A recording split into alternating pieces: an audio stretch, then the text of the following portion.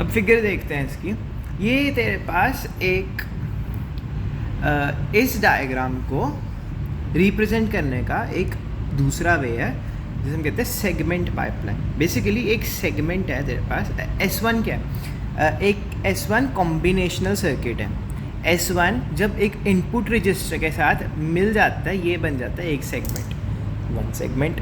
ये तेरा second segment, third segment and fourth segment. ठीक है, ये फर्स्ट कॉम्बिनेशनल वो है, कॉम्बिनेशनल सर्किट है। एंड जब क्लॉक का ट्रिगर होता है, फर्स्ट क्लॉक ट्रिगर होती है, तो इनपुट रजिस्टर में तेरा डेटा चला जाता है। फिर वो कॉम्बिनेशन सर्किट उस पर ऑपरेशन परफॉर्म करके उसे भेज देता है नेक्स्ट सेगमेंट के पास। नेक्स्ट सेगमेंट क्या होता है? जब क्लॉक दोबारा ट्रिगर होती है तो सेकंड सेगमेंट के इनपुट रजिस्टर में डेटा जाता है। फिर कॉम्बिनेशन सर्किट उस पर ऑपरेशन परफॉर्म करके उसे नेक्स्ट सेगमेंट में भेज देता है। नेक्स्ट सेगमेंट में क्या होता है? फिर जब क्लॉक ट्रिगर होती है फिर से इनपुट रजिस्टर में डेटा जाता है, ऐसे ऐसे चलता है। 4 सेगमेंट पाइपलाइन, इसमें first segment, second segment, third segment और 4 सेगमेंट्स। ठीक है, the operands pass through all 4 segments in a find sequence, fixed sequence है। कितनी गंदी handwriting. Each segment consist of a combinational circuit SI है तेरा। SI रिप्रेजेंट करता है कॉम्बिनेशनल सर्किट्स को। S जब I की वैल्यू 1 होएगी फर्स्ट सेगमेंट का है वो, S की वैल्यू 2 होएगी सेकंड सेगमेंट का, 3 थर्ड है, 4 fourth. Sub perform sub operation over the data stream flowing through the pipe. Sub operation देखो पता है होपफुली क्या होता है, मैं एक बार एक्सप्लेन कर देता हूँ। जब एक बहुत बड़ा प्रोग्राम होता है ना, जैसे ये देख, ये एक ऑपरेशन है, इसमें कितने सारे ऑपरेशंस हैं। तो इस बड़े से ऑपरेशन को छोटे पार्ट में डिवाइड करके ये तेरा फर्स्ट सब ऑपरेशन हो गया मल्टीप्लाई का, सेकंड सब ऑपरेशन हो गया तेरा प्लस का। ये होता है तेरे sub operations over the data stream flowing through the pipe. ठीक है, the segments are separated by registers. R1 first segment का रजिस्टर, R2 जो है सेकंड सेगमेंट का, R3 थर्ड का और R4 फोर्थ का। That hold the intermediate result between the stages. Intermediate result clear है वो तो। Information flows between adjacent stages under the control of a common clock. हम बताया ना, जब क्लॉक ट्रिगर होती है तब इसमें इनपुट जाता है, जब क्लॉक ट्रिगर होती है फिर इसमें इनपुट जाता है, फिर क्लॉक ट्रिगर पे, फिर क्लॉक ट्रिगर पे। ओके, अप्लाइड टू कहाँ गया? The segment are separated by register R as information flows between adjacent stages under the control of a common clock applied to all registers simultaneously. A task as the total operation performed going through all the segment in the pipeline. A task is आना है यहाँ पे, the total operation performed मतलब ये सारा का सारा operation एक टास्क बन जाएगा। ठीक है, okay. The behaviour of a pipeline can be illustrated with a space time diagram. अब ये वाले फ्लो चार्ट का हमने बिहेवियर कैसे इलस्ट्रेट किया था? टेबल बना के। हमारे पास ऑप्शन क्या थी कि इसके बजाय हम एक पाइपलाइन सेगमेंट पाइपलाइन बना सकते थे। इसका हमने डिसाइड किया कि हम ना एक स्पेस टाइम डायग्राम बना के इसकी वर्किंग इलस्ट्रेट करेंगे। ठीक है, अब स्पेस टाइम डायग्राम क्या है? एक ऐसी diagram that shows the segment utilization as the function of time.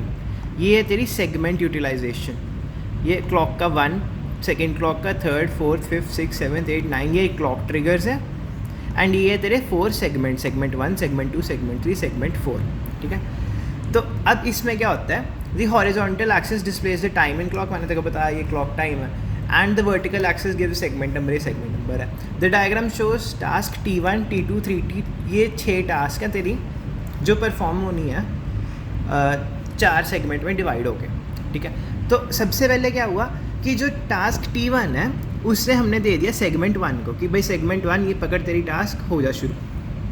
वो क्या करेगा? सेगमेंट 1 को टास्क दे दिया हमने, तो वो सेगमेंट 1 ऑपरेशन परफॉर्म करके किस पे दे देगा टास्क? आगे सेगमेंट 2 पे, फिर सेगमेंट 2 परफॉर्म करके सेगमेंट 3 पे, सेगमेंट 4 तेरा आउटपुट है। ठीक है, फिर जब हमने सेगमेंट 1 को दे दी टास्क एंड उसने पास कर दी सेगमेंट 2 को, सेगमेंट 1 तो खाली हो गया ना यहाँ पे, तो हमने सेगमेंट 1 को बोला चल अब तूने टास्क 1 परफॉर्म कर ली, तू टास्क 2 पकड़ ले। ठीक है, अभी उसने टास्क 2 पकड़ ली। फिर सेगमेंट 1 ने टास्क 2 अपना पार्ट करने के बाद उसे सेगमेंट 2 को दे दिया कि ये ले मेरा टास्क 2 अब तेरी बारी, फिर सेगमेंट 2 ने अपना काम करके सेगमेंट 3 को दे दिया, फिर सेगमेंट 3 ने अपना काम करके सेगमेंट 4 को दे दिया, तेरी टास्क 2 भी ख़त्म हो गई। अब जब क्लॉक पल्स 3 हुई थी, सेगमेंट 1 को हमने बोला तूने टास्क 2 भी ख़त्म कर लिया, चल तू टास्क 3 पकड़ ले। फिर उसने अपना काम करके टास्क 3 का सेगमेंट 2 को पास कर दिया, मेरा काम हो गया, अब तू कर ले टास्क 3। ऐसे करते करते सारी की सारी टास्क हमारी परफॉर्म हो जाती है।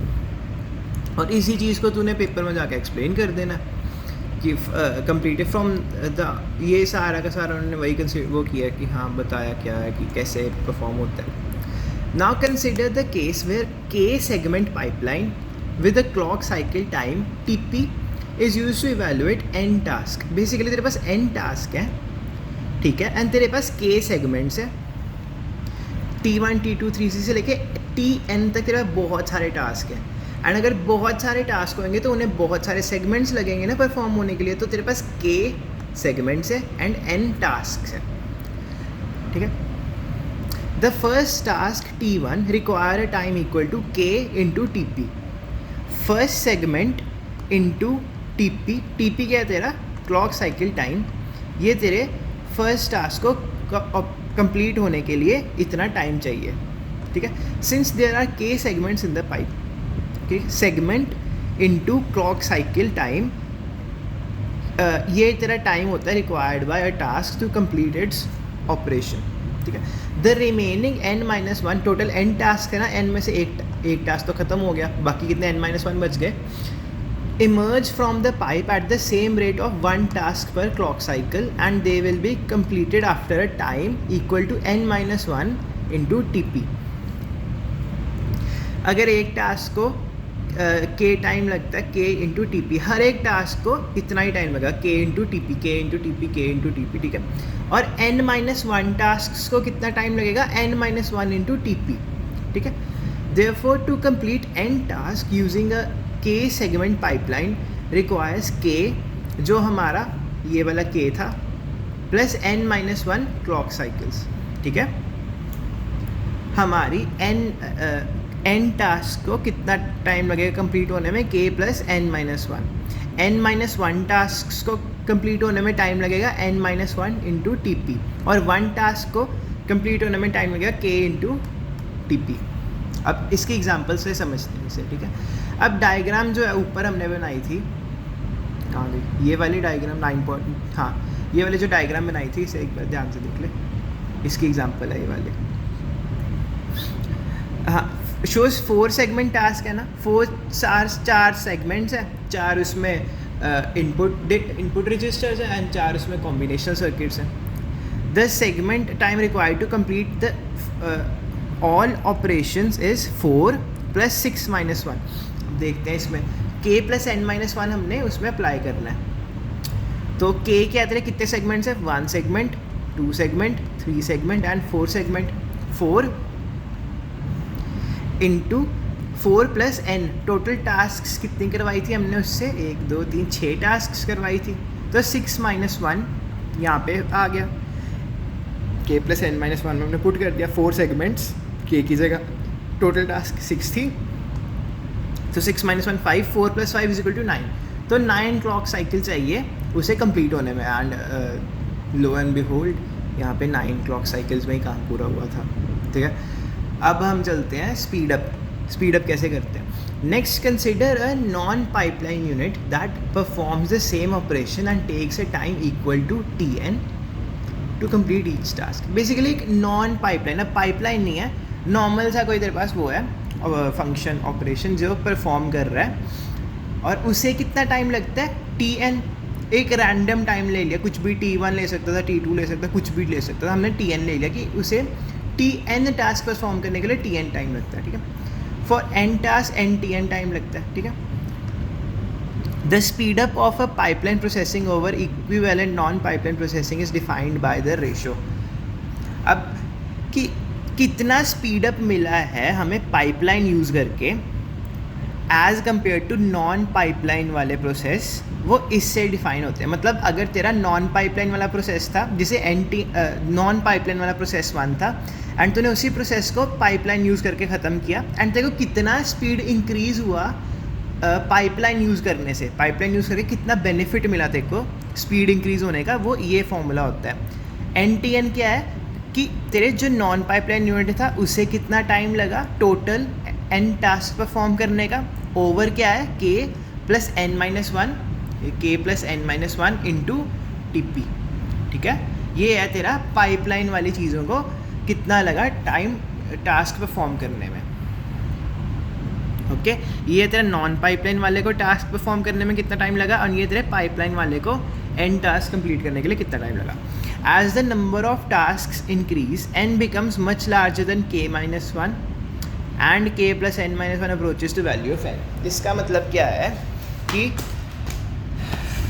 जब तेरा ये फॉर्मूला ये है ना, s is equal to n Tn over k plus n minus one into TP। जब n की वैल्यू बहुत ज़्यादा बढ़ गई तो उसमें k छोटा सा k है, 4 प्लस करने का फ़र्क है। जैसे सपोज कर n की वैल्यू तेरे पास 10 करोड़, उसमें तू 4 प्लस करके क्या उखाड़ लेगा, कुछ भी नहीं। उसमें तू 1 माइनस करके क्या उखाड़ लेगा, कुछ भी नहीं। तो हम इन k और 1 को इग्नोर कर सकते हैं ना जब n बहुत ज़्यादा बढ़ जाता है। सिमिलरली अगर ऊपर n है उसे भी हम वो क्या बनेगा, NTN ओवर k और 1 को हम इग्नोर कर सकते हैं आराम से जब n बहुत बड़ा होगा, ओवर n इंटू TP। यही था फॉर्मूला ना। k और 1 को अगर हमने इग्नोर क्यों किया, अगर तेरा सपोज कर n बहुत बड़ा हो गया, 10 करोड़ हो गया, तो तुम्हें 4 और 1 माइनस करके और 4 प्लस करके क्या उखाड़ लेगा, कुछ भी नहीं उखड़ेगा। तो n कट गया तेरा, फिर टाइम s आ जाएगा Tn ओवर TP। कब, जब number of task increases exponentially, में बहुत ज़्यादा टास्क इंक्रीज हो जाएगी तेरी, क्या and approaches the value of, चलो हाँ यही है। If we assume that the time it takes a task is the same in the pipeline and the non pipeline circuits, we will have Tn equal to KTP including this assumption. अगर वो कह रहे हैं कि हमें assume कर ले कि जो तेरा टाइम है ना, जो लगा तेरी नॉन पाइपलाइन वाले को सर्किट को कंप्लीट करने में एंड तेरे पाइपलाइन वाले सर्किट को कंप्लीट करने में, अगर वो सेम है, अगर वो सेम टू सेम है, तो नॉन पाइपलाइन वाले का टाइम हमने अज्यूम कर लिया KTP। तो इसका मतलब हमारी स्पीड रिड्यूस हो जाएगी k तक जाके। Tn इक्वल टू KTP अगर हो तो हमारी स्पीड हो जाएगी k, बस Tn की जगह हमने KTP डाल दिया। This shows that the theoretical maximum speed that the pipeline can provide is k। k क्या था तेरा, number of segments, where k is the number of segment in the pipeline, ठीक है।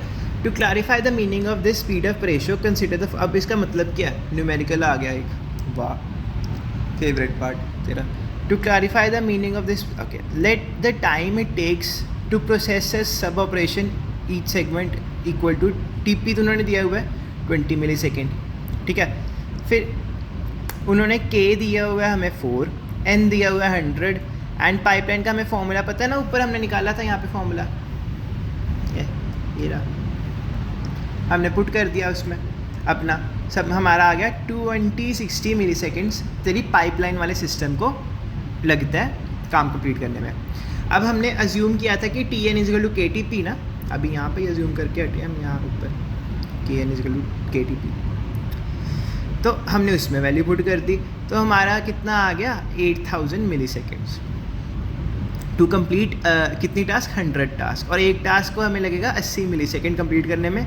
और n हमारा क्या दिया हुआ है यहाँ पे 100, तो हमने n से मल्टीप्लाई कर दिया, तो 100 टास्क को कंप्लीट करने में कितना टाइम लगा उसे, 8000 मिली सेकेंड्स। तो तेरी स्पीड अप रेशो बनी 8000 ओवर 2060।